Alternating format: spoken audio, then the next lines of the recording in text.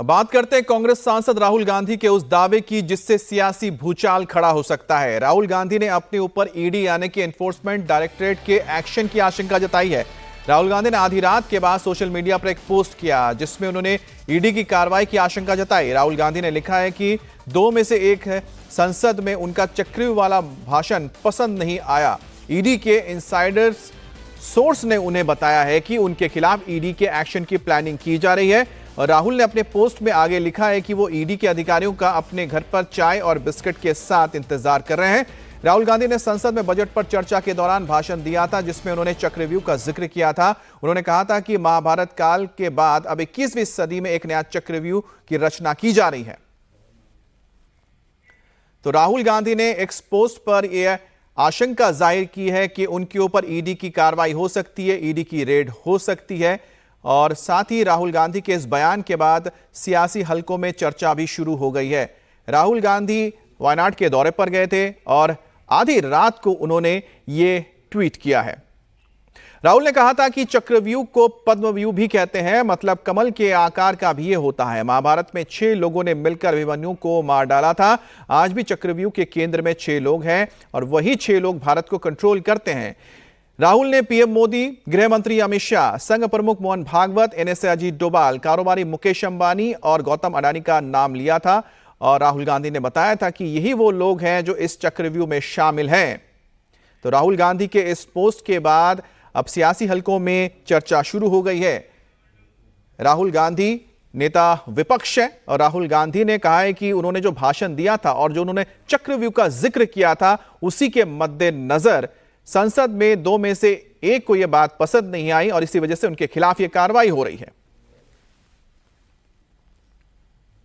लोकसभा में नेता प्रतिपक्ष और कांग्रेस के सांसद राहुल गांधी ने अब एक बड़ा दावा किया है कि ईडी यानी प्रवर्तन निर्देशालय उनके खिलाफ रेड की योजना बना रहा है। उन्होंने कहा कि उनका चक्रव्यूह भाषण के बाद अब इस एक्शन की तैयारी की जा रही है। दरअसल राहुल गांधी ने 2024 आम बजट पर बात करते हुए चक्रव्यूह की बात की थी। उन्होंने कहा था 21वीं सदी में चक्रव्यूह बनाया जा रहा है। सोशल मीडिया प्लेटफॉर्म एक्स पर कल देर रात राहुल गांधी ने ट्वीट किया। उन्होंने कहा कि 1 से 2 लोगों को मेरा चक्रव्यूह भाषण पसंद नहीं आया और मेरे ईडी के इनसाइडर्स ने बताया है कि अब मेरे घर रेड हो सकती है। इस समय हम 10 जनपद में मौजूद हैं जहां राहुल गांधी अपनी मां सोनिया गांधी के साथ रहते हैं।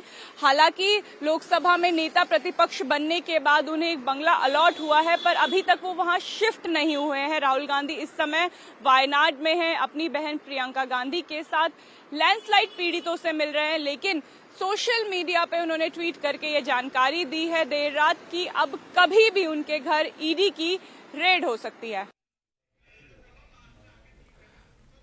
और अब जरा राहुल के ट्वीट पर गौर कीजिए। कल से राहुल गांधी बहन प्रियंका गांधी के साथ वायनाड में है। कल वहां दोनों लैंडस्लाइड पीड़ितों से मिले और आज भी राहुल गांधी वायनाड में ही हैं, जहां वो आज पार्टी कार्यकर्ताओं से मुलाकात करेंगे और रिलीफ वर्क को लेकर चर्चा भी करेंगे।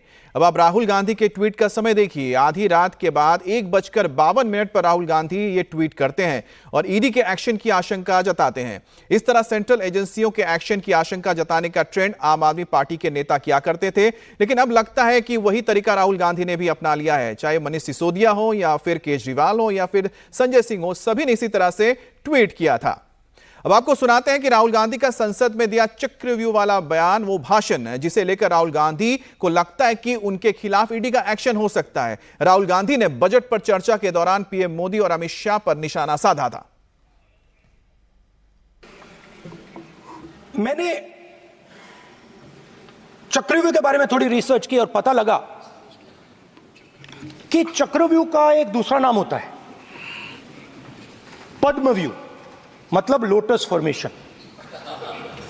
तो जो चक्रव्यूह होता है स्पीकर सर, वो लोटस के शेप में होता है, कमल के फूल के शेप में होता है। 21वीं सदी में सर एक नया चक्रव्यूह तैयार हुआ है स्पीकर सर, वो भी लोटस की शेप में है सर, और उसका चिन्ह प्रधानमंत्री जी अपनी छाती पर लगा के चलते हैं सर। जो अभिमन्यु के साथ किया गया था, जो अभिमन्यु को चक्रव्यूह में फंसाया गया था, वही हिंदुस्तान के साथ किया गया है। हिंदुस्तान के युवाओं के साथ, हिंदुस्तान के किसानों के साथ, हमारी माताओं बहनों के साथ, स्मॉल बिजनेसेस के साथ, मीडियम साइज बिजनेस के साथ। अब करीब 44 मिनट के भाषण में राहुल गांधी ने कई आरोप लगाए थे। राहुल ने सीधे सीधे 6 लोगों के नाम लिए थे। आरोप लगाया था कि यही 6 लोग हैं जो आज भारत को कंट्रोल कर रहे हैं। अभिमन्यु को 6 लोगों ने मारा था। उनके नाम द्रोणाचार्य, कर्ण, कृपाचार्य, कृतवर्मा, अश्वत्थामा और शकुनी। सर, आज भी चक्रव्यूह के बीच में 6 लोग हैं। सर, चक्रव्यूह के बिल्कुल सेंटर में, चक्रव्यूह में हजारों लोग होते हैं सर, मगर उसके बिल्कुल सेंटर में 6 लोग कंट्रोल करते हैं।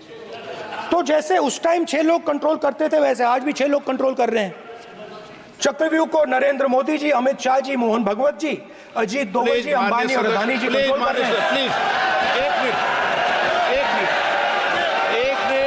एक मिनट प्लीज। नहीं सर, बोलने दीजिए। आप बैठिए। संवैधानिक पद पर हैं।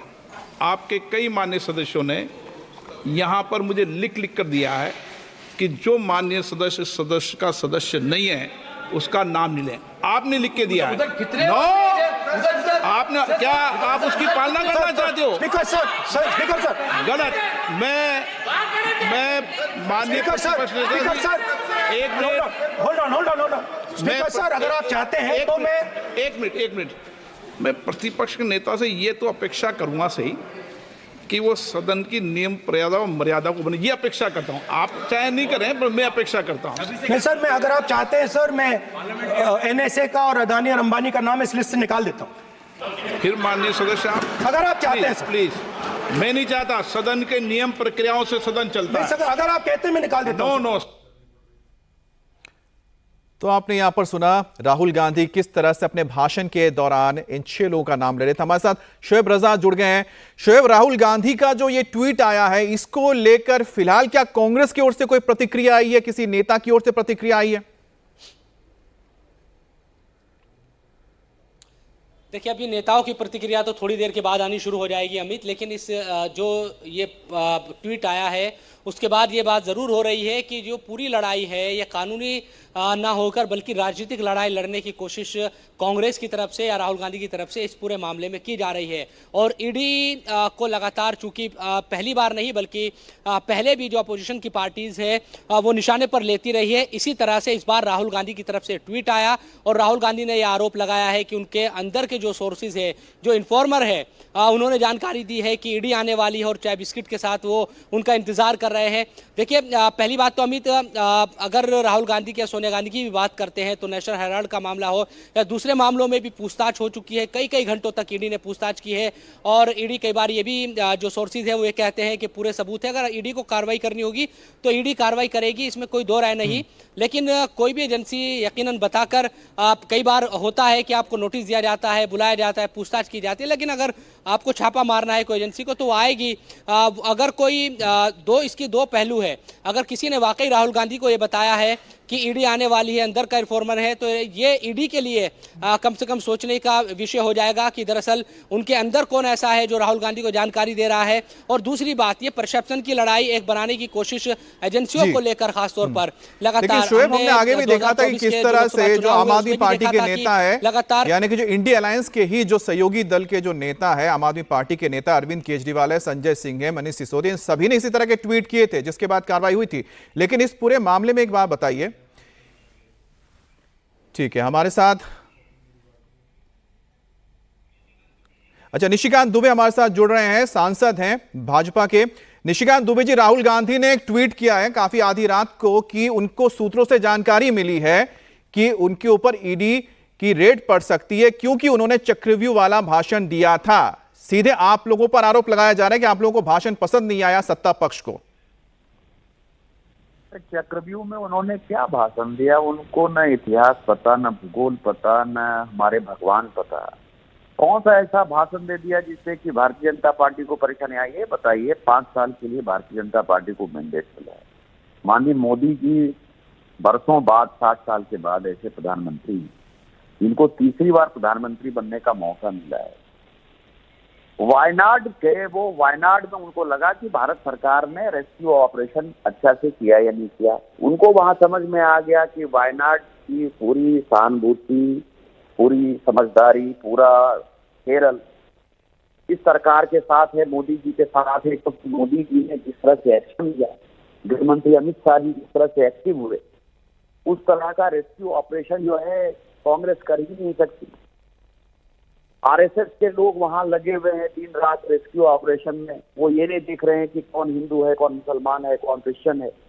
तो इनका जो मुद्दा रहा है संविधान में हिंदू मुस्लिम करने का, बांटने का, कि आप सबका साथ सबका विकास नहीं करें, जब वायनाड में वो फेल हो गया तो रात में क्या करते? तो नहीं होता है खुरखुरी होना, गोल पोस्ट चेंज करना।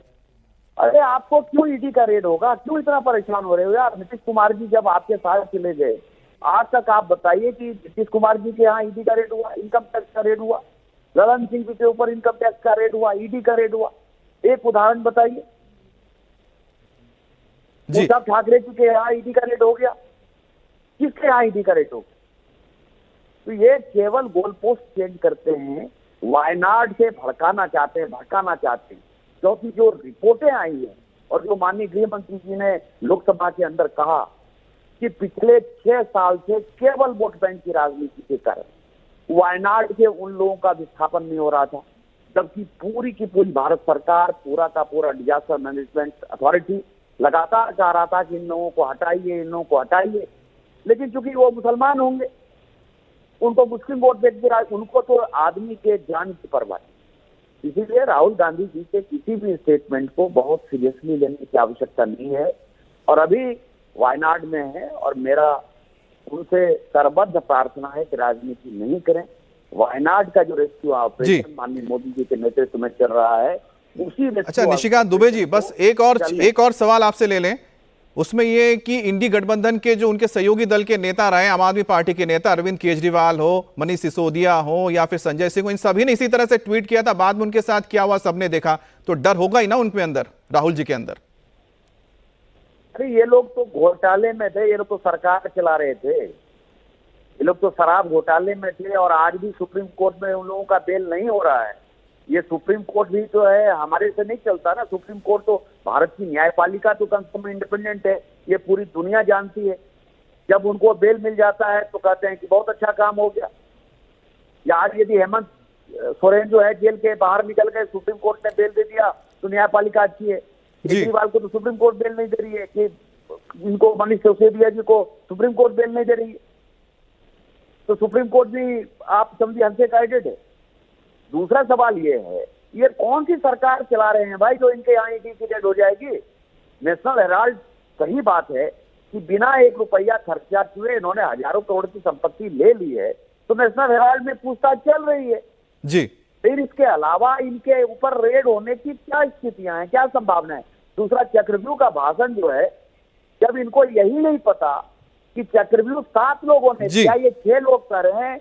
आप ये समझिए कि कई एक डिस्टॉर्टेड जो है कहानियां जिससे चलते हैं, चक्रव्यूह की बात करते हैं, वो किसी भी महाभारत तो निशिकांत दुबे जी, आपका तो यही कहना है कि जो गोल पोस्ट है उसको बदल रहे हैं, क्योंकि वायनाड में जिस तरह से रेस्क्यू ऑपरेशन हुआ और जिस तरह से केंद्र सरकार ने मदद पहुंचाई, कहीं ना कहीं वहां के सांसद होने के नाते उन पर जो आम लोग हैं या फिर जो के स्थानीय लोग हैं वो सवाल उठा रहे हैं। बहुत बहुत शुक्रिया आपका।